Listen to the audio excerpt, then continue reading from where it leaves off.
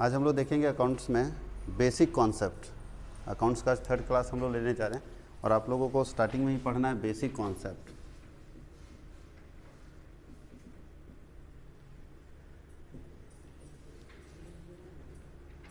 Accounts का जो first portion है यूनिट 1 जिसको हम लोग बोलते हैं, ए नंबर करके लिखा हुआ है, उसका जो फर्स्ट पैरा है सीपीपी से पहले वो हम लोग देख रहे हैं।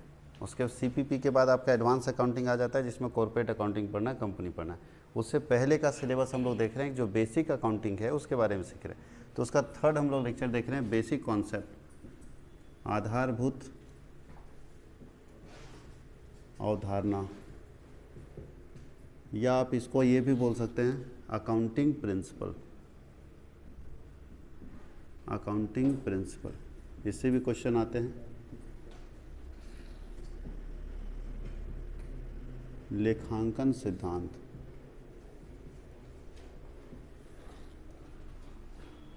आप लोगों को क्या लगता है कि प्रिंसिपल का जरूरत है? Principle means set of rules, नियमों का समूह। पूरे भारत में अकाउंटिंग करने के लिए कोई रूल्स एंड रेगुलेशन होने चाहिए या जैसे मन करेगा वैसे कंपनियां अपना अकाउंटिंग करेगी? एक रूल्स रेगुलेशन होने चाहिए। अगर अलग अलग रहेगा तो क्या होगा? झारखंड का कंपनी अलग तरीके से लिखे, बिहार का कंपनी अलग तरीके से लिखे, तो जब ऑडिट करने सीए जाएगा तो कैसे ऑडिट करेगा? पहला प्रॉब्लम है। दूसरा, अगर आप झारखंड में पढ़े तो बिहार की कंपनी में ऑडिट नहीं कर सकते क्योंकि आप तो झारखंड का नियम पढ़े। बहुत सारे चैलेंजेज होंगे, इसलिए पूरे देश का एक अकाउंटिंग सिस्टम हो उसके लिए गवर्नमेंट अकाउंटिंग प्रिंसिपल बनाती है। गवर्नमेंट नहीं बोल सकते, मैन मेड है ये।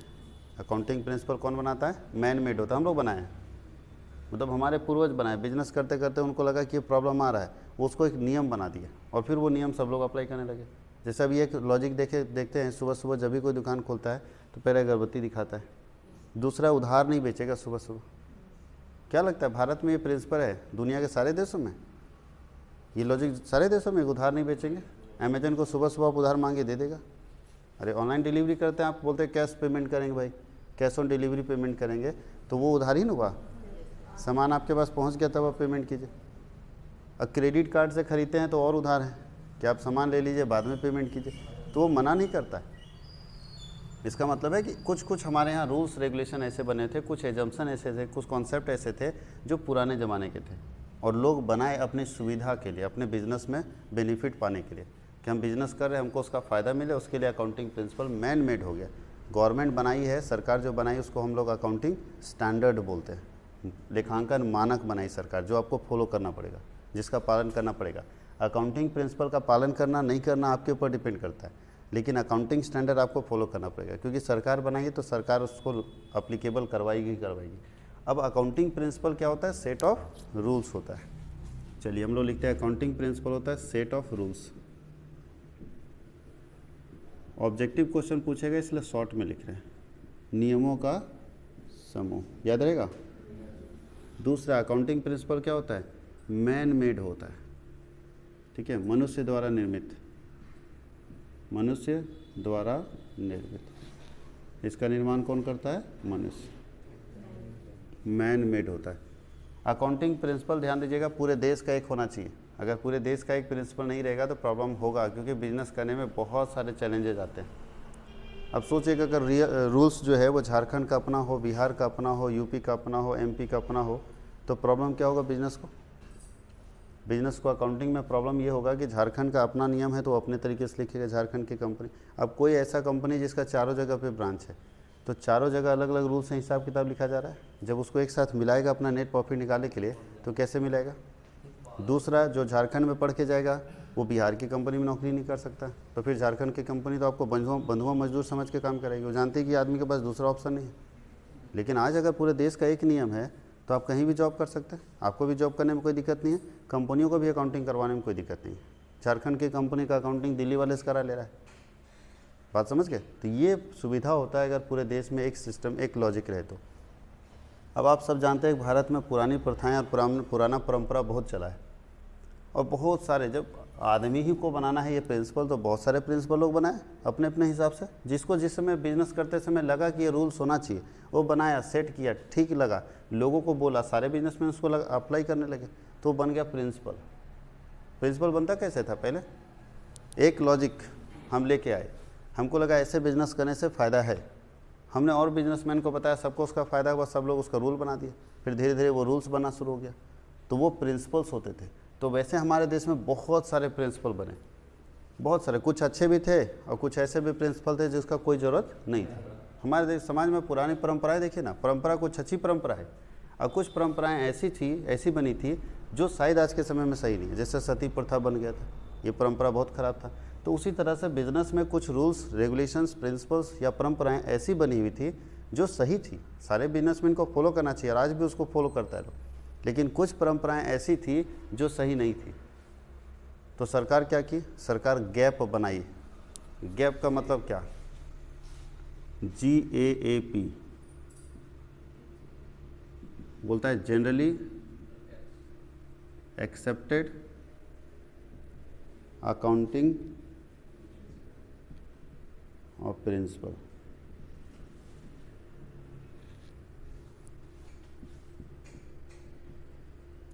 सामान्यतः स्वीकृत लेखांकन सिद्धांत। गैप को समझिएगा अच्छे से। बहुत सारे रूल्स रेगुलेशन बन गए, कुछ अच्छे भी थे, कुछ खराब भी थे। अच्छा, कुछ जो खराब थे वो अब के समय में बिजनेसमैन उसको फॉलो करने को तैयार नहीं, बोला हम इसको नहीं मानेंगे। अगर 50 प्रिंसिपल है तो 50 में हम 30 को मानेंगे, क्योंकि कोई कंपलसरी तो है नहीं। ये कौन बनाया है, सरकार तो बनाई नहीं, कंपलसरी रूप में अप्लाई करना होगा। अगर सरकार बनाएगी तो लगाना ही पड़ेगा, चाहे हंस के लगाए चाहे रो के लगाए। लेकिन मैन मेड है तो हम इसको नहीं लगाएंगे। तो सारे बिजनेसमैन जब उसको अपोज करने लगे, विरोध करने लगे कि हम सब प्रिंसिपल अप्लाई करेंगे लेकिन इसको छोड़ के, तो सरकार क्या की, बोली इस तरह से कन्फ्यूजन हो जाएगा, कोई इसको अप्लाई करेगा कोई नहीं करेगा। तो सरकार उसमें से जो बढ़िया प्रिंसिपल था, जिसको हर बिजनेसमैन अप्लाई करता था, जिसको हर बिजनेसमैन सही मानता था, उस प्रिंसिपल को छांट के एक जगह पे रख दी, और जिसका नाम क्या दे दी, फुल फॉर्म समझेगा। जनरली मतलब सामान्यतः, एक्सेप्टेड स्वीकृत अकाउंटिंग प्रिंसिपल, ऐसे अकाउंटिंग प्रिंसिपल जो हर व्यक्ति स्वीकृत करता है, हर व्यक्ति जिसको स्वीकार करता है कि ये ठीक है, इसको हम अपने बिजनेस में अप्लाई करेंगे। तो उसको एक जगह पर लिख दी सरकार और बना दी गैप, कि ये ऐसे अकाउंटिंग प्रिंसिपल हैं जिसको हर व्यक्ति जनरली एक्सेप्ट करता है, सही मानता है, लागू करता है। तो ऐसे अकाउंटिंग प्रिंसिपल को हम लोग गैप के अंदर लिखें, कोई दिक्कत है। अब हम लोग चलते हैं अकाउंटिंग प्रिंसिपल का एक डेफिनेशन और लिख लेते हैं। बोलता है it is a general rules. Accounting principle क्या करता है, गाइड करता है अकाउंटेंट को। जहाँ अकाउंटेंट फंसता है ना वहाँ यही प्रिंसिपल काम करता है। जब आप फंस जाएंगे अकाउंटिंग करते समय, आगे अकाउंटिंग करेंगे और अकाउंटिंग करते समय कभी फंस जाएंगे तो आपको कौन बचाएगा, उसमें प्रिंसिपल बचाएगा। तो उसमें आप देखेंगे कि इसका रूल्स क्या है, रूल्स के हिसाब से चलते हैं। तो बोलता है अकाउंटिंग प्रिंसिपल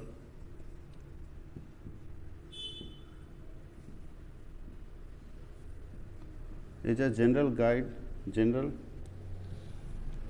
रूल्स,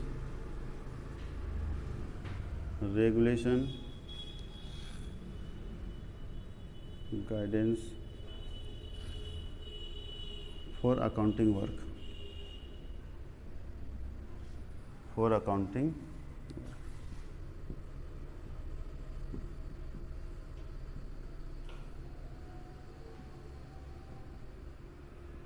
लेखांकन कार्य के लिए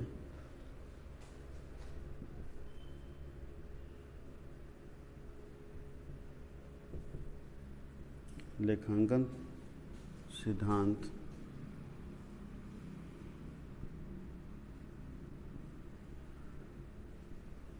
में नियम,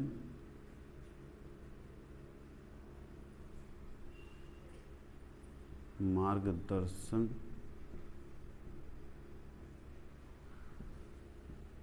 एवं सिद्धांत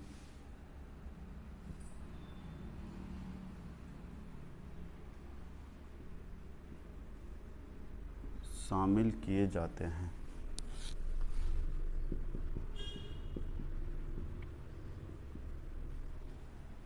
शामिल किए जाते हैं, जितने गाइडलाइंस होंगे सब इसके अंदर शामिल होंगे।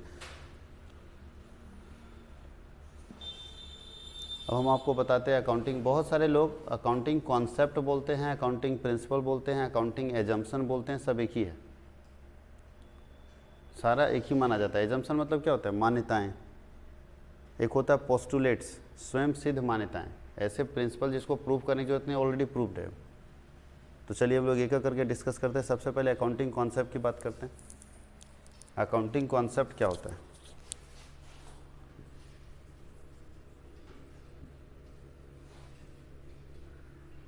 कॉन्सेप्ट बोलिए, प्रिंसिपल बोलिए, कुछ जगह पे लोग एजम्पशन को भी एक ही मानता है, बहुत सारे राइटर एजम्पशन को भी एक मानते हैं।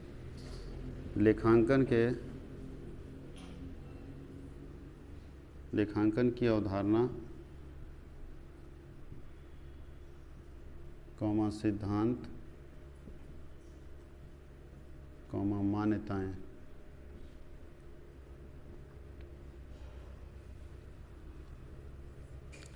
कौन कौन से प्रिंसिपल्स हैं, कौन कौन से एजम्पशन? एजम्पशन समझते हैं, मान्यता। अकाउंटिंग एजम्पशन को छोड़ दीजिए, हम लोग के यहाँ जनरल अपने समाज में एजम्पशन है ना, बहुत सारी मान्यताएं हैं कि ऐसा करने से ये होता है, ऐसा करने से। उसी तरह से बिजनेस में भी कुछ एजम्पशंस हैं, कुछ मान्यताएं लोग मानते हैं कि अगर हम ऐसा करेंगे तो ये ठीक होगा, ऐसा होगा। तो ये मान्यता भी है, प्रिंसिपल भी है, कॉन्सेप्ट, तीनों एक ही चीज़ है। कभी पूछ दे कि एजम्पशन क्या है, प्रिंसिपल क्या है या कॉन्सेप्ट क्या है, तो तीनों एक चीज़ है। और एक आता है पोस्टुलेट्स। पोस्टुलेट्स का मतलब होता है स्वयं सिद्ध मान्यताएं, वो खुद से प्रूव्ड है, उसको प्रूव करने की जरूरत नहीं, उसको प्रमाण, जो बोला जाता है ना कि प्रमाण की आवश्यकता किसी को नहीं होती, तो जिस प्रिंसिपल को, जिस नियम को प्रमाण की आवश्यकता नहीं होती उसको पोस्टुलेट्स बोलते हैं, स्वयं सिद्ध मान्यताएं। उसको अलग से हम लोग डिस्कस करेंगे। आज हम लोग डिस्कस करने वाले हैं कि कौन कौन से कॉन्सेप्ट इसके अंदर है। तो सबसे फर्स्ट कॉन्सेप्ट जो आप सब लोग को रिलेट करेंगे, बिजनेस एंटिटी कॉन्सेप्ट है। फर्स्ट कॉन्सेप्ट क्या है? Business entity concept. क्या बताता है ये कॉन्सेप्ट?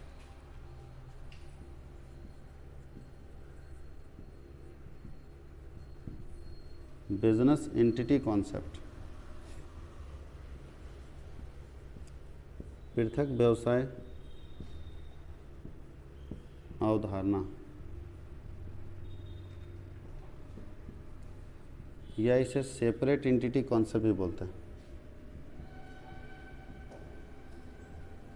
दोनों का मतलब एक ही हुआ, या तो बिजनेस एंटिटी बोले या सेपरेट एंटिटी बोले। क्या होता है इसका मतलब? सेपरेट एंटिटी कॉन्सेप्ट का मतलब, एक बिजनेसमैन को हमेशा ये मान के चलना चाहिए कि उसका बिजनेस अलग है और वो अलग है।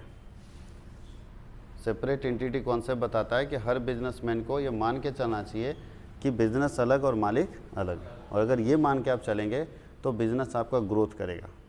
और इस दुनिया में देखा गया है 20 से 25 ऐसी कंपनियां हैं जिसने इसको फॉलो नहीं किया और बर्बाद हो गए। उसमें आपके सहारा इंडिया भी है। सहारा इंडिया का मेन बर्बाद होने का कारण बस यही था कि उसको समझ नहीं आया सेपरेट एंटिटी कॉन्सेप्ट क्या है। उसने बिजनेस के पैसे को अपना पैसा मान लिया और अपने पैसे को बिजनेस का पैसा मान लिया।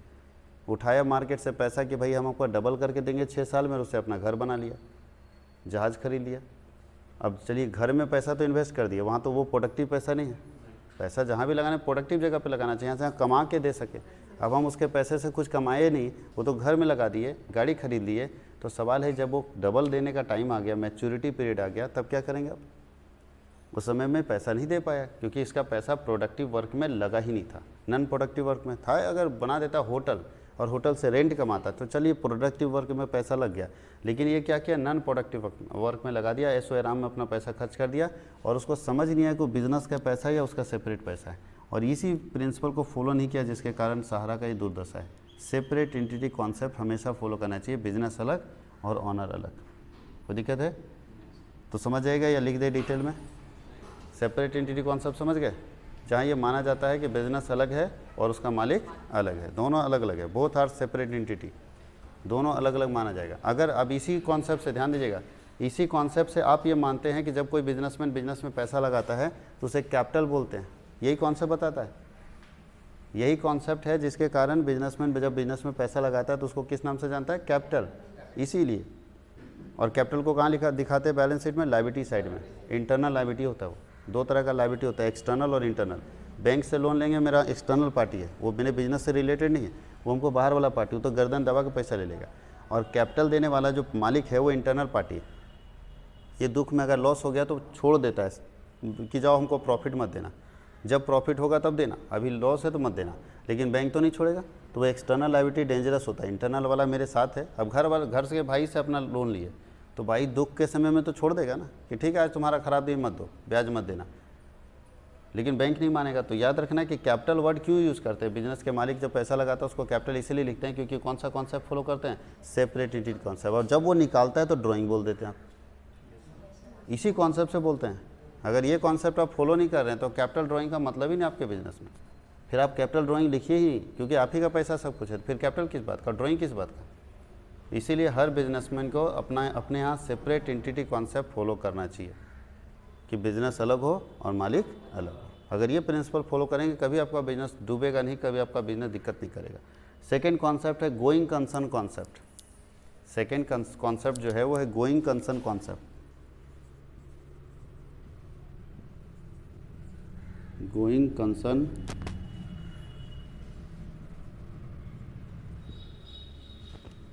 चालू व्यवसाय अवधारणा। बताइए ये कॉन्सेप्ट क्या बताता है।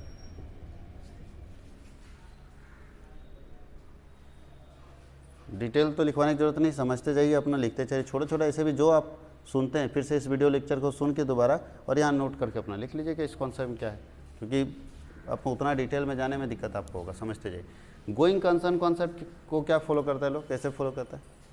एक बिजनेसमैन जब बिजनेस स्टार्ट करता है तो ये मान के चलता है कि उसका business long period of time तक चले, लंबे समय तक उसका बिजनेस चले। उस प्रिंसिपल के लिए वो कौन सा प्रिंसिपल फॉलो करता है, गोइंग कंसर्न कॉन्सेप्ट। कोई भी बिजनेसमैन अगर बिजनेस स्टार्ट किया तो वो ये हमेशा मान के चलता है कि उसका बिजनेस लंबे समय तक चले, और ये मान के वो अपने बिजनेस को चलाता है कि लंबे समय तक बिजनेस चले। कोई भी स्टार्ट करता है ना, पहला दिन जब आप गए स्टार्टिंग के दिन में और प्रसाद खा रहे हैं उसका पूजा का, उसमें बोलिए कितना दिन तक बिजनेस चलेगा तो गुस्सा आ जाएगा, या कब बंद कर रहे हो तो बड़ा जल्दी गुस्से में, क्योंकि उसके दिमाग के किसी कोने में बंद करने के बारे में कोई विचार नहीं, क्योंकि वो ये सोच के चला है कि इस बिज़नेस को हम लंबे समय तक लेके जाएंगे। और ये उस बिजनेसमैन का थॉट भी होना चाहिए, सोच भी होना चाहिए। अगर वो सोच के रखा है हमको 5 साल में बंद करना है तो ध्यान दीजिएगा परफॉर्मेंस अच्छा नहीं करेगा। जिस दिन पता चल गया अब हमारी नौकरी लग जाए और हमको मालूम है कि 2 महीने बाद हमको जाना है, तो मेरा परफॉर्मेंस ख़राब हो जाएगा। हम ये मानेंगे 2 महीने बाद क्या दिक्कत है, यहाँ बच्चे रहे ना रहे, चलो अपना जैसे मन करे वैसे पढ़ाएंगे। लेकिन जब हमको मालूम है कि हमको यहाँ लंबे समय तक रहना है तो अपना परफॉर्मेंस कभी ख़राब नहीं करेंगे। हमको लगता है कि इसका फ़ायदा हमको लॉन्ग पीरियड ऑफ टाइम तक मिलेगा। तो ये बिजनेसमैन मान के चलता है कि उसका बिजनेस लंबे समय तक चलेगा। इस कॉन्सेप्ट को हम लोग कौन सा कॉन्सेप्ट बोलते हैं, गोइंग कॉन्सेप्ट। गोइंग का स्पेलिंग गलत लिखा हुआ है।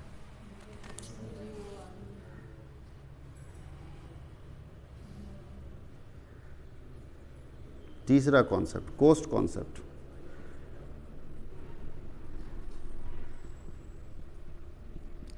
लागत अवधारणा। बताइए कोस्ट कॉन्सेप्ट क्या बताता है। ये कॉन्सेप्ट बताता है कि कभी भी बिजनेस में किसी एसेट्स को दिखाएंगे तो कौन से वैल्यू पर दिखाएंगे, मार्केट वैल्यू या कोस्ट वैल्यू, कोस्ट वैल्यू। इस एसेट्स को जब भी दिखाएंगे, किसी भी संपत्ति को दिखाएंगे, क्लोजिंग स्टॉक को छोड़ के किसी भी संपत्ति को दिखाएंगे, अगर बुक में बैलेंस शीट में अगर शो करना चाहते हैं तो कौन से वैल्यू पर शो करेंगे, कोस्ट प्राइस पर। मार्केट वैल्यू पर कभी शो नहीं करते। बेचेंगे किस पर, मार्केट वैल्यू पर, लेकिन दिखाएंगे किस पर, कोस्ट प्राइस पर। कोई दिक्कत है। ये समझिए आप कॉन्सेप्ट, इस कॉन्सेप्ट को पुराना कॉन्सेप्ट बोलिए या जो भी बोलिए, लेकिन बेटर कॉन्सेप्ट है कि हम कोस्ट वैल्यू पर दिखाते हैं तो हमको बहुत सारा अकाउंटिंग में प्रॉब्लम नहीं होता। अगर आप मार्केट पर दिखाने लगेंगे तो पहला तो टैक्स देना पड़ जाएगा। अब 40,000 की ज़मीन थी 4 लाख की हो गई तो आप दिखा दिए 4 लाख, तो गवर्नमेंट देखेगा ना पिछले साल 40,000, इस साल 4 लाख, तो 3,60,000 पर टैक्स लाओ। जब भी बेचेंगे तो मार्केट प्राइस पर बेचेंगे, लेकिन दिखाएंगे तो कौन से प्राइस पर दिखाएंगे, कोस्ट प्राइस पर दिखाएंगे। ये कोस्ट कॉन्सेप्ट बोलता है। इसके बाद हम लोग पढ़ेंगे कोस्ट कॉन्सेप्ट के बाद full dual aspect concept. Dual aspect concept, dual aspect concept सब जानते हैं, डबल एंट्री सिस्टम जानते हैं ना। ड्यूअल एस्पेक्ट कॉन्सेप्ट,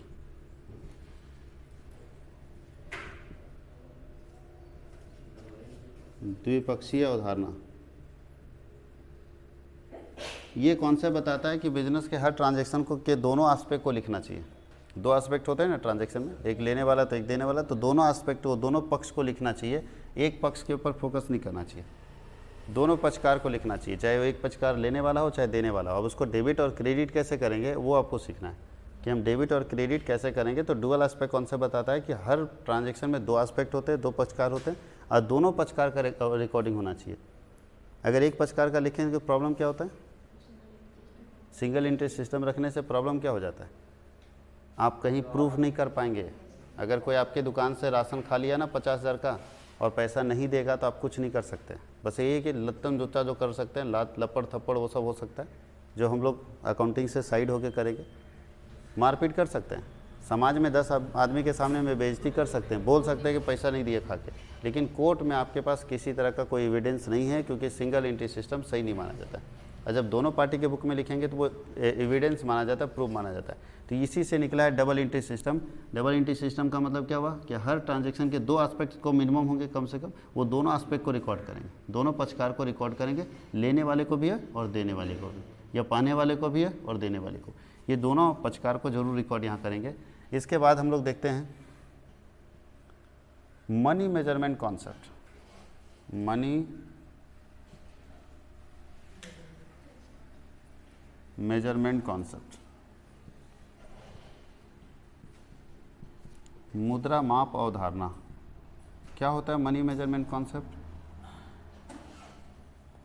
बिजनेस में उसी ट्रांजैक्शन को रिकॉर्ड करेंगे जिसको इन टर्म्स ऑफ मनी में मेजर कर सकते हैं, जिसको मुद्रा के रूप में व्यक्त नहीं किया जाएगा, उस लेन देन को कभी भी बिजनेस में रिकॉर्ड नहीं किया जाएगा।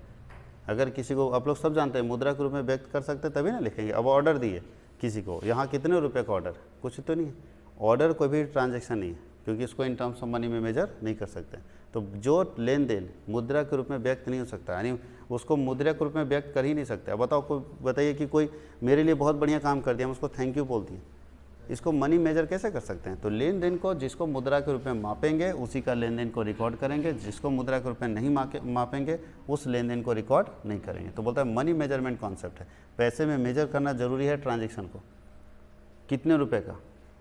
उसके आगे हम लोग पढ़ेंगे अकाउंटिंग पीरियड कॉन्सेप्ट। 6 नंबर है अकाउंटिंग पीरियड कॉन्सेप्ट।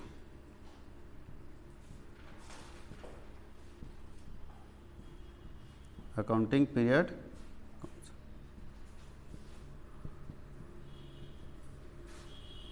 लेखांकन अवधि अवधारणा।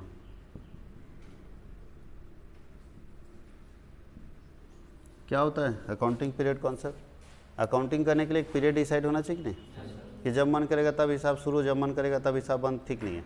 देश बोलता है कि एक सिस्टम बनाइए, उसी दिन सारे बिजनेसमैन अपना अकाउंटिंग बंद कीजिए। तो अकाउंटिंग पीरियड हमारे देश में 2 है, एक है कैलेंडर ईयर जो कि जनवरी से दिसंबर चलता है, एक फाइनेंशियल ईयर जो अप्रैल से मार्च चलता है। तो आपको डिसाइड करना होगा कि किस अकाउंटिंग पीरियड में आप अपना बुक्स ऑफ अकाउंट्स रखते हैं, हिसाब किताब रखते हैं, खाता बही रखते हैं। तो भारत में जितनी कंपनियां टैक्स पे करती है, जो बड़ी कंपनियां हैं, सब अपना अकाउंटिंग फाइनेंशियल ईयर में रखती है। 1 अप्रैल को स्टार्ट होता है, 31 मार्च को क्या होता है, बंद हो जाता है। ऐसे पीरियड में अपना अकाउंटिंग रखती है। इसके बाद हम लोगों को पढ़ना है फुल डिस्क्लोजर कॉन्सेप्ट।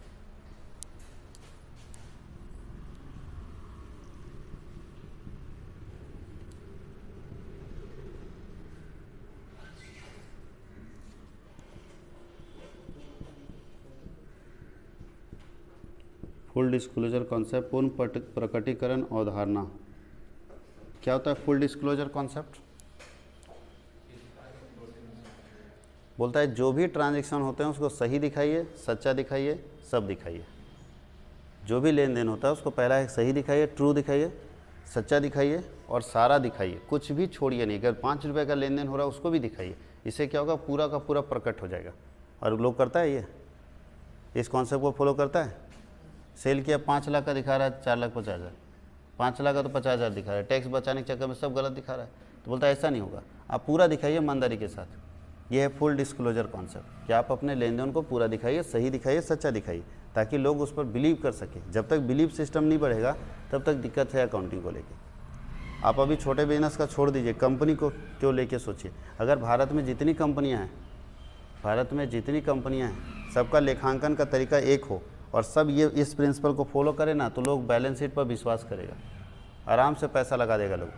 लेकिन अगर कंपनियां फुल डिस्क्लोजर फॉलो ना करें, एक कंपनी पकड़ी गई जो सही नहीं दिखा रही, गलत तरीके से दिखा रही है, तो आप ध्यान दीजिएगा सारी कंपनियों पर आपको शक हो जाएगा, ये भी फर्जी दिखा रहा होगा। ये अगर दिखा रहा है कि मेरा नेट प्रॉफिट 40% है तो फर्जी है, पैसा लगाने से लोग कतराएंगे। इसलिए बिलीव सिस्टम बहुत ज़रूरी है। नहीं समझे आप लोग? अच्छा, एक डॉक्टर पूरे हजारीबाग में एक डॉक्टर ऐसे हुए, 2-3 बार केस ऐसा आ गया जब ऑपरेशन करते समय एक किडनी निकाल लिया। बस 1-2 बदमाश डॉक्टर थे जो कि गलत थे अपने प्रोफेशन से, अपने गद्दारी किए अपने प्रोफेशन से। 1 या 2 के खराब होने से जानते हैं क्या होगा, जब आप कहीं भी ऑपरेशन करने जाएंगे तो आपको हमेशा शक होगा ये भी मेरा निकाल लेगा। मतलब सारे डॉक्टर के ऊपर ब्लेम लग जाएगा, लोग बिलीव नहीं करेगा डॉक्टर के ऊपर। यही चीज़ यहाँ पे है, अगर आपने एक बार गलत इन्फॉर्मेशन शेयर कर दिया, लोग कैसे विश्वास करेगा। लोग यहाँ बैलेंस शीट को देख के तो पैसा लगा देता है आपकी कंपनी में शेयर खरीद रखा है बैलेंस शीट को देख के, और आप गलत बैलेंस शीट प्रेजेंट कर रहे हैं तो लोग पैसा गलत जगह पे ना लगा देगा, और जब फंस जाएगा एक आदमी का पैसा डूबेगा तो लोग विश्वास लोगों का टूटेगा, और लोग बोलेगा कि हम मेरा पैसा घर में रहे वही ठीक है, नहीं कमाएगा कोई बात नहीं, पैसा तो कम से कम सेफ रहे। इसीलिए आपको इस प्रिंसिपल को ज़रूर फॉलो करना चाहिए। फुल डिस्क्लोजर कॉन्सेप्ट सरकार हमेशा बोलती है कि आप पूरा दिखाइए ना, क्या दिक्कत है, लेकिन लोग टैक्स बचाने के कारण या अदर कारण से फुल डिस्क्लोजर कॉन्सेप्ट को फॉलो ही नहीं करता, पूरा नहीं दिखाता है, आधा दिखाता आधा गायब कर देता है। नेक्स्ट कॉन्सेप्ट हम लोग देखेंगे इसका एक्रूअल कॉन्सेप्ट। आप लोग सब जानते हैं एक्रूअल कॉन्सेप्ट। अकाउंटिंग कब करेंगे, जब एक्रूड होगा ना, उपार्जन अवधारणा।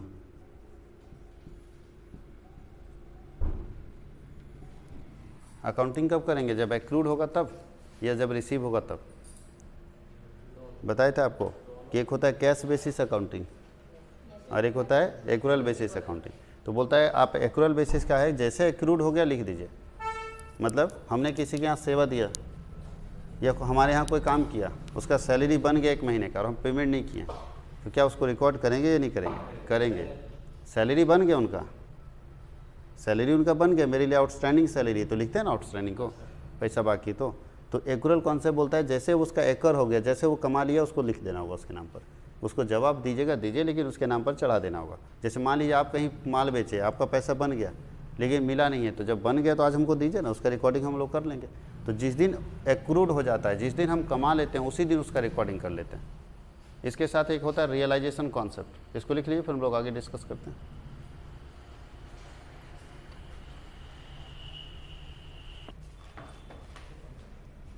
अकाउंटिंग कॉन्सेप्ट मैन मेड होते हैं, लोग बनाते हैं, लेकिन सरकार भी कुछ बनाती है, और सरकार बनाती है स्टैंडर्ड्स, रूल्स जिसको बोलते हैं, वो आपको फॉलो करने पड़ेंगे। तो आप लोगों को अब हम लोग देखेंगे अकाउंटिंग स्टैंडर्ड्स कौन कौन से हैं।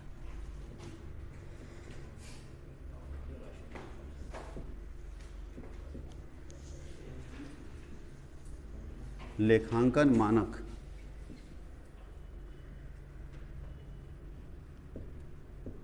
सबसे पहले हम लोग ये जानते हैं लेखांकन मानक है क्या, इसका कॉन्सेप्ट क्या है और क्यों बनाया गया लेखांकन मानक।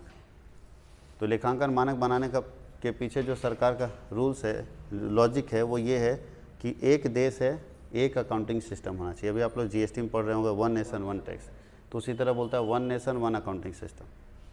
इस देश में जितने बिजनेसमैन बिजनेस करे, चाहे वो कहीं भी करे, इस देश के किसी कोने में बिजनेस करे, उसके लिए एक अकाउंटिंग सिस्टम होना चाहिए, तभी तो लोग बिलीव करेंगे, नहीं तो सब अलग अलग तरीके से लिखेगा, कोई विश्वास नहीं करेगा। उसी तरह देश का ये भी कहना है कि एक देश है तो एक एजुकेशन सिस्टम होना चाहिए, नाम है CBSE. Jharkhand board, Bihar board अलग अलग है, लेकिन जो सेंट्रल बोर्ड है वो हमेशा एक रहता है, और इसलिए बहुत सारे लोग अपने बच्चों को सेंट्रल बोर्ड में पढ़ाते हैं कि सेंट्रल बोर्ड में प्रॉब्लम कभी नहीं आएगा। यहाँ का बच्चा दिल्ली वाले से कंपेयर करे कोई इशू नहीं, वही सेम डिग्री देम, सब कुछ सेम है।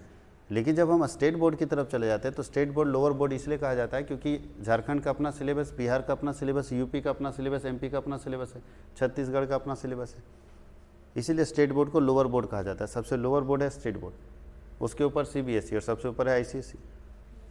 ये सब क्या है, आईसीएसई का मतलब समझ रहे हो, इंटरनेशनल लेवल का बोर्ड है, और ये हो गया आपका सेंट्रल लेवल का बोर्ड, और एक हो गया स्टेट लेवल का बोर्ड। तो ये तीनों में अंतर होता है। उसी तरह से देश की सरकार ये मानती है कि पूरे देश में कहीं भी आप बिजनेस चला रहे हैं उसके लिए एक सिस्टम डेवलप कीजिए।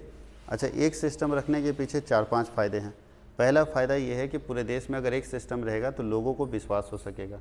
अब आप अकाउंट्स के स्टूडेंट हैं, आप अकाउंट्स को अच्छे से जानते हैं, दिल्ली वाली कंपनी का भी अकाउंट्स देखिएगा, बैलेंस शीट देखिएगा तो बता दीजिएगा परफॉर्मेंस कैसा है उसका, इसलिए बता पाइएगा कि पूरे देश में एक सिस्टम फॉलो किया गया।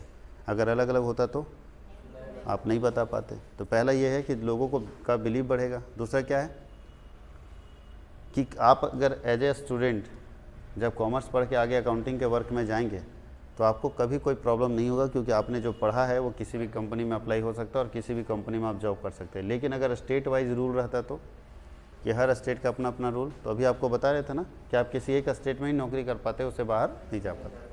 ऑडिटर को प्रॉब्लम हो जाता, चार्टर्ड अकाउंटेंट कैसे करेगा, तो इसका मतलब फिर झारखंड का सीए अलग बनाना पड़ेगा, बिहार का सीए, या तो कोई सीए कहीं का बना लेकिन बिहार का रूल भी पढ़ना पड़ेगा उसको। ये सब बहुत सारे चैलेंजेस थे। तो गवर्नमेंट बोली नहीं, ऐसा नहीं, one nation one accounting principle, एक देश होगा तो एक ही अकाउंटिंग स्टैंडर्ड्स होगा, यही फॉलो करना है, और उसी स्टैंडर्ड्स को हर कंपनी को फॉलो करना है। ये स्टैंडर्ड किसके ऊपर लागू होता है, पान की दुकान के ऊपर या कंपनी के ऊपर? कंपनी के ऊपर। कभी छोटे बिजनेस के ऊपर अप्लाई ही नहीं होता है, क्योंकि छोटा बिजनेस अकाउंटिंग स्टैंडर्ड को फॉलो कर ही नहीं पाएगा। तो इसलिए छोटे बिजनेस को सरकार छूट दे रखी है, और जो बड़े बिजनेस हैं जिनका रजिस्ट्रेशन हुआ है उनको अकाउंटिंग स्टैंडर्ड फॉलो करना ही पड़ेगा। अकाउंटिंग स्टैंडर्ड बनाता कौन है? देश में अकाउंटिंग स्टैंडर्ड बनाने वाला, पूरे अकाउंटिंग सिस्टम को मॉनिटर करने वाला, पूरे अकाउंटिंग सिस्टम को कंट्रोल करने वाला देश में एक संस्था है जिसका नाम है ICAI। ये ऐसी संस्था है जो अकाउंटिंग स्टैंडर्ड बनाती भी है, उसको रेगुलेट भी करती है, उसको अप्लाई भी करवाती है और मॉनिटर भी करती है, यही देख रेख करती है। पूरे देश का अकाउंटिंग सिस्टम देखने वाला एक संस्थान है जो क्या नाम है? ICAI। फुल फॉर्म क्या हो गया? इंस्टीट्यूट ऑफ चार्टर्ड अकाउंटेंसी, या अकाउंटेंट भी बोलते हैं, chartered accountants of India.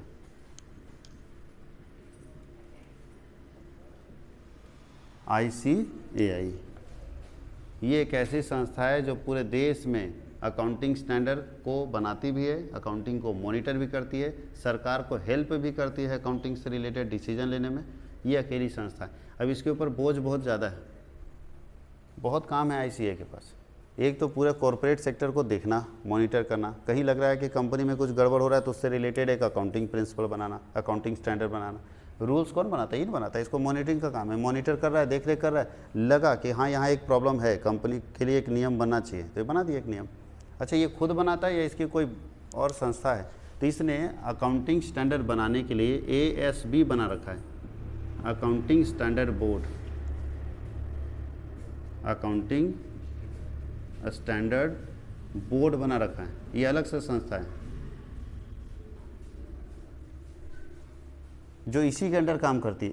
ASB accounting standard board ICAI के अंदर ही काम करती है, और वो बनाती है अकाउंटिंग स्टैंडर्ड्स। ये बनाती है अकाउंटिंग स्टैंडर्ड और फिर इसे प्रूव करवा लेती है, और जब प्रूव हो जाता है तो अप्लाई हो जाता है। अभी प्रेजेंट टाइम में वैसे टोटल पूछा जाएगा कितने अकाउंटिंग स्टैंडर्ड बने? टोटल अकाउंटिंग स्टैंडर्ड कितने हैं? टोटल अकाउंटिंग स्टैंडर्ड बने थे 32। कितने बने थे? लेकिन थे लिख रहे हैं, इसका मतलब पुराना है। बने थे 32, अप्लीकेबल कितना है? 29। अप्लीकेबल कितना है? 29। 3 अकाउंटिंग स्टैंडर्ड। कौन कौन सा अकाउंटिंग स्टैंडर्ड?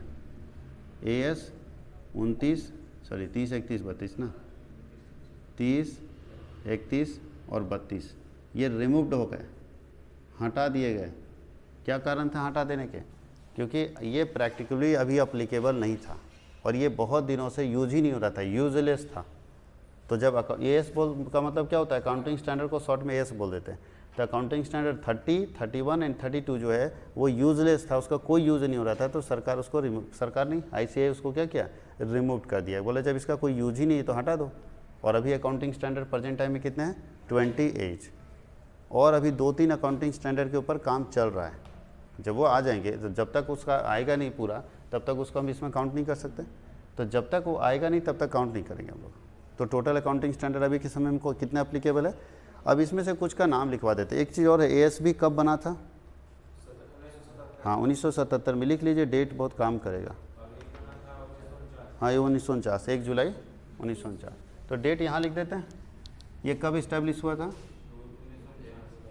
1 जुलाई को इसका बर्थ डेट रहता है 1949 में, और ये बना 1977 में। ये बना था ASB 1977 में, ये बना 1949 में। अब अकाउंटिंग स्टैंडर्ड, अच्छा अकाउंटिंग स्टैंडर्ड से पहले कैसे बना? भारत में अकाउंटिंग स्टैंडर्ड 1949 में कैसे बन गया? भारत के लोग इतने तेज थे कि बिजनेस से रिलेटेड रूल्स बनाते? नहीं, हम लोग दुनिया को फॉलो करते हैं। हमारे यहाँ कोई भी रूल्स पहले नहीं बनता है। तो दुनिया के बहुत सारे डेवलप कंट्री, जो डेवलप थे उस समय भी, आप चाहे वो उस समय के कंट्री में फ्रांस को ले लीजिए, जर्मनी को ले लीजिए, डेवलप कंट्री वही था। ठीक है। तो जितने अमेरिका को ले लीजिए, तो जितने डेवलप कंट्री थे, यूरोपियन कंट्री डेवलप थे, सीधा बात है, जितने कंट्री बता रहे सब यूरोपियन कंट्री, और जितने यूरोपियन कंट्री थे उनका बिजनेस मॉडल शुरू से चल रहा है। जर्मनी का बिजनेस मॉडल देखिए, फ्रांस का बहुत पहले चल रहा है, भारत तो अभी बिजनेस में आया। तो ये सब जितने बिजनेस वाले कंट्री थे उनको बहुत प्रॉब्लम होता था, वो सारे लोग मिल के बोले नहीं, वो लोग बनाए IASC, international accounting standard committee. क्या बनाए? IASC, international accounting standard committee बनाए, और 16 देश उसमें मेंबर थे, 16 प्राइमरी देश थे जो मेंबर थे। याद रखिएगा इसको, कई वाला कि इंडियन अकाउंटिंग ही पूछेगा आप लोग को। सबसे पहले दुनिया में एक बना IASC, जिसमें 16 कंट्री मेंबर थे, वो लोग मिलके कोई सिस्टम बनाए कि इस सिस्टम से बिजनेस चलना चाहिए और अकाउंटिंग चलना चाहिए। और भारत उसको, उस समय मेंबर भारत नहीं था, भारत बाद में उसका मेंबर बना, प्राइमरी मेंबर भारत नहीं था, तो भारत भी उसको फॉलो करते हुए अपने यहाँ क्या बनाया, ICAI, कोई दिक्कत है, इसकी स्थापना किया। और जब इसकी स्थापना 1949 में हो गई भारत में, तब से भारत में अपना चार्टर्ड बनने लगा, अपना CA बनने लगा। आपको मालूम है इससे पहले क्या होता था भारत में? इससे पहले बाहर से चार्टर्ड आते थे। अच्छा, उससे भी पहले क्या होता था जब बाहर से चार्टर्ड आते थे? तो उससे पहले हमारे यहाँ कोर्स होता था, एक कोर्स होता था 6 महीने का, वो कोर्स करके और लोग चार्टर्ड नहीं बनते थे, ऑडिटर बनते थे, ऑडिट करते थे। और उस समय जो ऑडिट वर्क होता था वो ये था कि आपने जो ऑडिट किया उसको जज के सामने पढ़ के सुनाना पड़ेगा। जज को सुना दीजिए, जज साहब बोले डन, तो ऑडिट वर्क हो गया कंप्लीट। लेकिन क्या लगता है कि कोई जज एक अकाउंटिंग प्रोसेस को सुन के और बता देगा कि कहीं गलती है? किसी के बस की बात है कि सुन के बता देना कहीं गलती है? नहीं। तो लगा भारत सरकार को कि ये सही चीज़ नहीं, इसमें तो पूरा करप्शन चला जाएगा, पता ही नहीं चलेगा अकाउंटिंग में क्या मिस्टेक हो रहा है। तो सरकार बोली नहीं, हम लोग एक अलग संस्था बनाते हैं जहाँ से हम खुद चार्टर्ड प्रोड्यूस करेंगे और हमारा CA काम करेगा। और तब ये संस्था बनी है ICAI। कोई दिक्कत है? ICAI बनी, और फिर पुरानी जितनी भी कोर्सेज थे उसको डिप्लोमा कोर्स बोलते थे, वो सारे कोर्सेज को सरकार हटा दी, बोले अब इसका सर्टिफिकेट वैलिड नहीं होगा। अब उसी के लिए वही ऑडिट कर सकता है देश में जो ICAI का मेंबर है, ICAI का जो मेंबर है वही ऑडिट कर सकता है। और आज ऑडिट का में साइनिंग अथॉरिटी जो होता है उसी के पास होता है जो उसका मेंबर होता है, नहीं जो चार्टर्ड होता है। अच्छा, कौन सा चार्टर्ड ऑडिट कर सकता है? कोई भी। आप CA पास करके तो ऑडिट कर सकते हैं? कौन सा चार्टर्ड कर सकता है? 2 तरह के CA होते हैं। जब आप CA पास कर जाते हैं 2 ऑप्शन आपके पास है, या तो आप जॉब में जाइए या तो प्रोफेशनल बनिए। जिस समय आप प्रोफेशनल बनेंगे तब आप ऑडिट कर सकते हैं। जॉब में जाएंगे तो बंधुआ मजदूर बन गए। डॉक्टर 2 तरह के पास होने के बाद, या तो नौकरी पकड़ लीजिए या तो अपना क्लिनिक खोलिए। समझ गए? तो इंडिपेंडेंट कौन है? अपना क्लिनिक खोलना। उसी तरह से यहाँ CA पास करिएगा तो 2 ऑप्शन है, या तो जॉब में चले जाइए, जॉब में जाइएगा तो साइनिंग अथॉरिटी नहीं, ऑडिट नहीं कर सकते। मतलब एक बंधुआ मजदूर बने से सब काम कर रहा है, वैसे आप काम कर रहे हैं, सैलरी मिल रहा है। लेकिन कुछ लोग बोलता नहीं, हम जॉब में नहीं जाएंगे, हम अपना ऑफिस खोलेंगे, जिसको ऑडिट करवाना है, जिसको मेरे से अकाउंटिंग सपोर्ट लेना है मेरे पास है। तो वैसे लोग ऑडिटर बन सकते हैं, क्योंकि वो इंडिपेंडेंट पर्सन, उनका किसी कंपनी से कोई लेना देना नहीं है, तो वैसे लोग ऑडिटर बन सकते हैं। अब हम लोग चलते हैं AS, अकाउंटिंग स्टैंडर्ड 1 क्या बोलता है? 1-2 बता देते हैं। Disclosure of accounting policies, disclosure of accounting policies.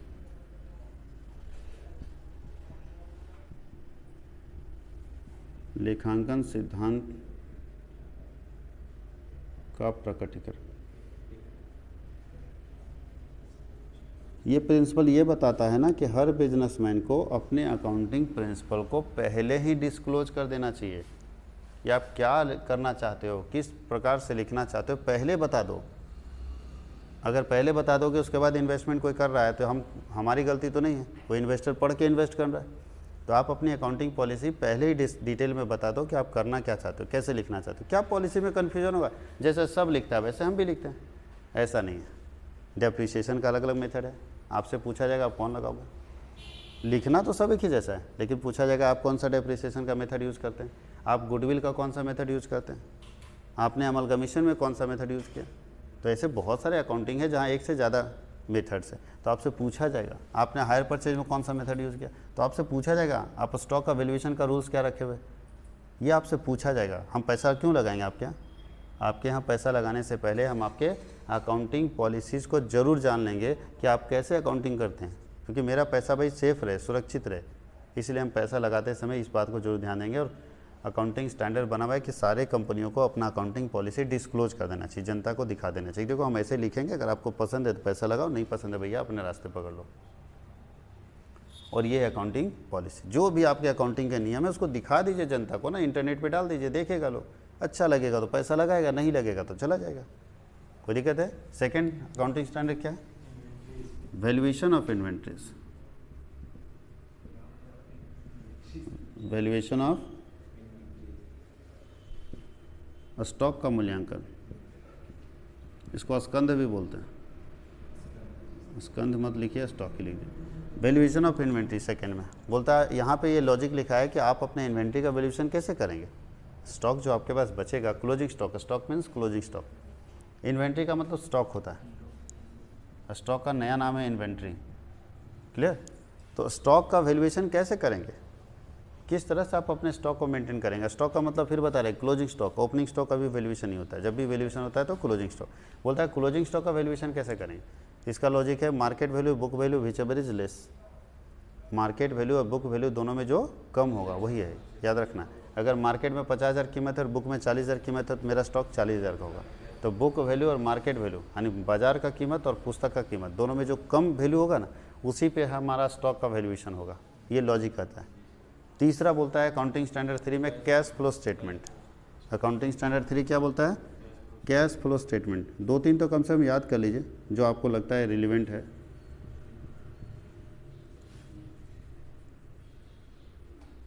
Cash flow statement,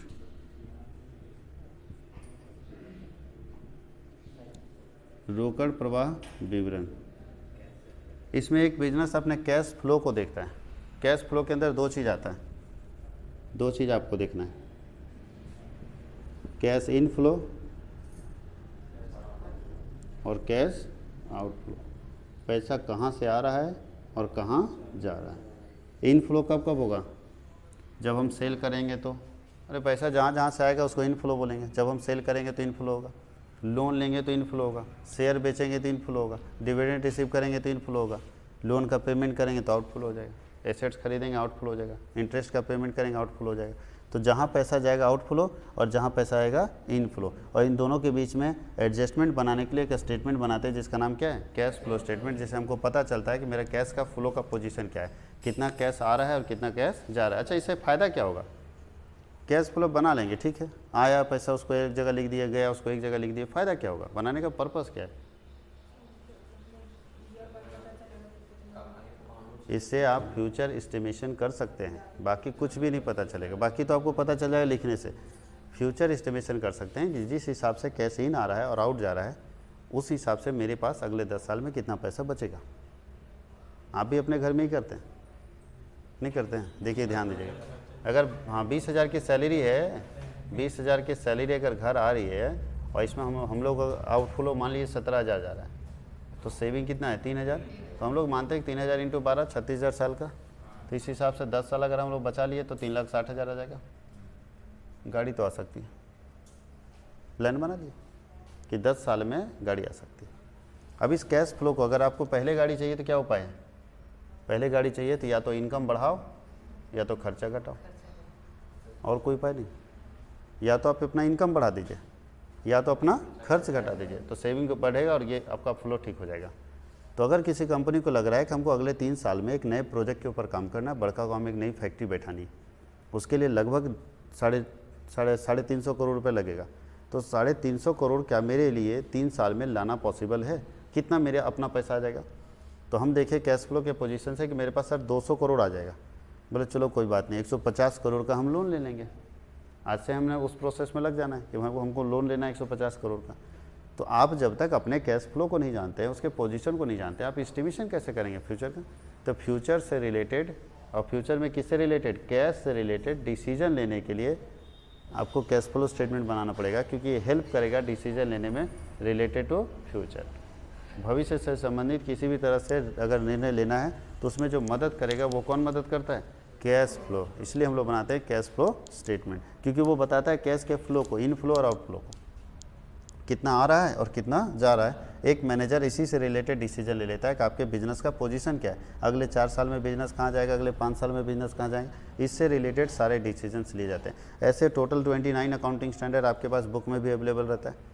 उतना सारा पूछता नहीं, 2-4 का नाम याद रख लीजिए, किसी किसी का नाम पूछ देता है तो आपको ध्यान रखना होगा, लेकिन सारा नाम नहीं पूछेगा क्योंकि सारा नाम पॉसिबल नहीं है। जो फेमस है ना उसका नाम पूछ देता है कि ये अकाउंटिंग स्टैंडर्ड कितना है।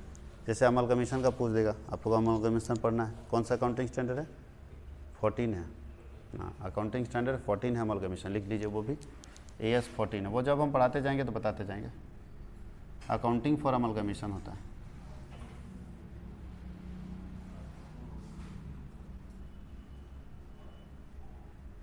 चलिए accounting for Amal commission, accounting for amalgam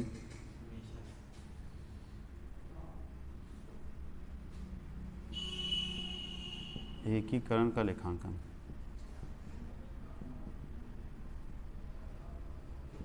फिर टेंजेबल एसेट है, इनटेंजेबल एसेट है, गुडविल है, बहुत सारा चीज़। इनटेंजेबल में गुडविल आता है। अमल कमीशन क्या होता है,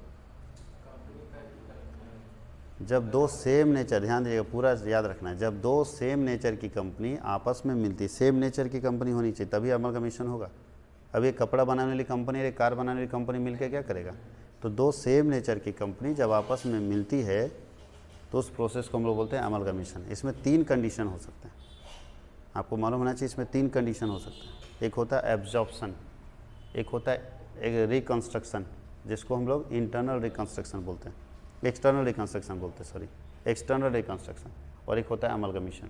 3 वर्ड होते हैं, अमलगमीशन, एक्सटर्नल रिकन्स्ट्रक्शन एंड एब्जॉर्प्शन। 3 अलग अलग केसेस होते हैं। चलिए अब थोड़ा सा बता ही देते हैं, जब पढ़ाएंगे तो बता देंगे। पहला देखिए, ए लिमिटेड एक कंपनी है प्लस बी लिमिटेड एक कंपनी है, ये दोनों मिलकर अगर नया कंपनी बना दिया ए बी लिमिटेड, ठीक से समझिएगा।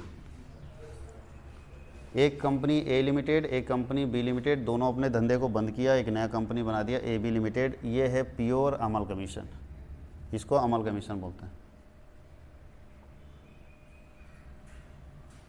ये है प्योर अमल कमीशन, जो अभी आप वोडाफोन और आइडिया का देख रहे होंगे। वोडाफोन एक अलग कंपनी थी, प्रेजेंट में जान ही रहे हैं, आइडिया एक अलग कंपनी थी, दोनों अपना बिजनेस बंद किया और नया कंपनी बना दिया VI। ध्यान दीजिएगा, नई कंपनी में दोनों का नाम रहेगा VI, वोडाफोन आइडिया। ये क्या हो गया, अमल कमीशन, इसको प्योर अमल कमीशन बोलते हैं। यानी वोडाफोन आइडिया के साथ प्योर अमल कमीशन हुआ है। लेकिन आप एयरटेल और टेलीनॉर के साथ क्या हुआ है, ए लिमिटेड एक कंपनी है, बी लिमिटेड एक कंपनी है, 2 कंपनी है, ये दोनों मिल गया और बना सिर्फ ए लिमिटेड। इसको बोलते हैं एब्जॉर्प्शन। विलय हो जाना समझते हैं, विलय घुल जाना। जैसे चीनी और पानी, चीनी और पानी 2 अलग अलग हैं, और जब दोनों को मिलाते हैं तो चीनी अपना अस्तित्व खो देता है, एग्जिस्टेंस खो देता है। तो ऐसा बिजनेस जो अपना एग्जिस्टेंस ही खो दिया, अपना अस्तित्व खत्म कर दिया और किसी और बिजनेस में जाके पूरा मिल गया।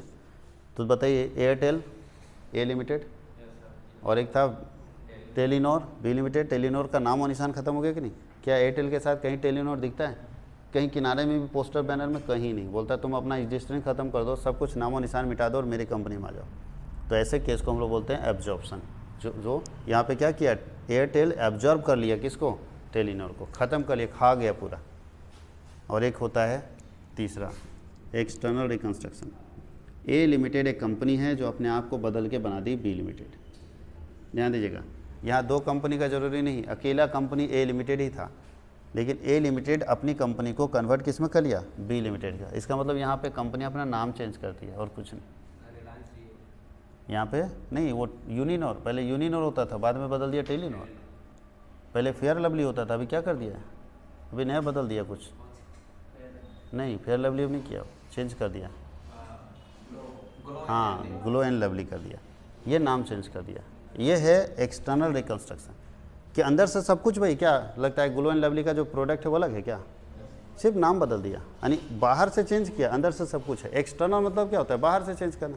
अब कॉमर्स वर्ड उसे ही सब कुछ वही है, सिर्फ हम नाम चेंज कर दिए, तो ये हो जाएगा एक्सटर्नल रिकन्स्ट्रक्शन। अंदर सब कुछ वही, सारा कंटेंट वही है, सिर्फ नाम चेंज कर दिए। बहुत लोगों को लगता है कि जब बहुत दिन तक हमारा एक ही नाम चल रहा है ना, और लोग सुन सुन के बोर हो जाते हैं तो कंपनियाँ अपना नाम बदल देती है।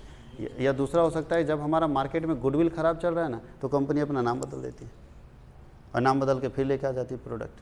बहुत सारे ऐसे लोग हैं जो आया मार्केट में बहुत बदनाम हो गया और फिर क्या बोला, अब इस नाम से नहीं लेके आएंगे। आदमी वही है, सामान वही है, सब कुछ वही है, लेकिन सिर्फ नाम बदल के लेके आ गया। उसको बोलते हैं एक्सटर्नल रिकंस्ट्रक्शन। क्या हो, बहुत सारी कंपनियां ऐसी है।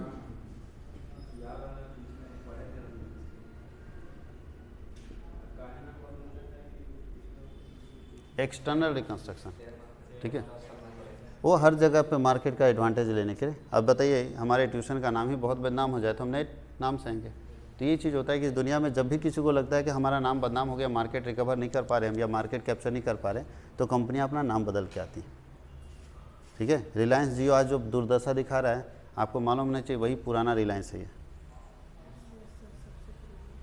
पुराना रिलायंस है जो फ़ोन लगाने पर नहीं लगता था 15-20 बार में, वही रिलायंस है। लेकिन लगा कि उस रिलायंस से नाम के से हम आएंगे तो प्रॉब्लम होगा, तो हम एक नए ब्रांड के नाम से आते हैं, तो रिलायंस जियो के नाम से आ गए। तो सब कुछ वही है, मुकेश अंबानी भी वही है, उसका मैनेजमेंट टीम भी वही है। ऐसा थोड़ी कि रिलायंस जियो में सारा MBA के बाद आदमी अलग अलग से आया, सब वही है, बस उसने नाम बदल दिया, ठीक है, और कुछ नहीं किया। उसको बोलते हैं बाहर से स्वरूप बदल गया, अंदर से सब कुछ वही है। समझ गया, स्कूटर वही पुराना, खाली बस पेंट कर दिया गया और कुछ दिक्कत नहीं। तो ये है एक्सटर्नल रिकंस्ट्रक्शन। तो तीनों को देखेंगे, लेकिन आपको मालूम होना चाहिए 1995 के बाद जब 1995 में अमलगमीशन का कॉन्सेप्ट बना AS14 है ये, ध्यान दीजिएगा। AS14 जब बना ना अकाउंटिंग स्टैंडर्ड, ये कब बना था? 1995 में बना था। 1995 में जब अकाउंटिंग स्टैंडर्ड 14 बना तो ये तीनों वर्ड को मिला के अमलगमीशन बना दिया गया। यानी आज के समय में अगर बात करें तो 3 वर्ड नहीं है, ये तीनों करोगे तो नाम होगा अमलगमीशन। ये भी काम करोगे तो अमलगमीशन, ये भी करोगे तो अमलगमीशन, ये भी करोगे तो अमलगमीशन। ये तीनों का नाम बदल के अमलगमीशन कर दिया गया। कोई दिक्कत है? अब बाकी अकाउंटिंग स्टैंडर्ड आप